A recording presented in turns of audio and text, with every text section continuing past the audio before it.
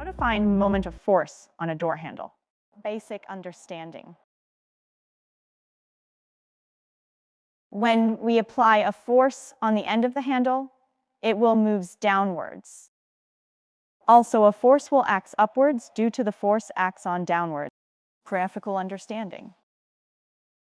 A force, F1, acts downwards. D1 is the distance from the force F1. The line of action of force F1 is in clockwise direction. F2 is the force acts upwards.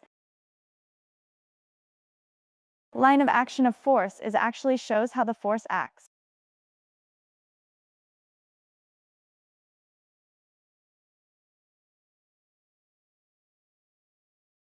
D2 is the distance from force F2. Here, the line of action of force is in anti-clockwise direction. Equation of moment about O.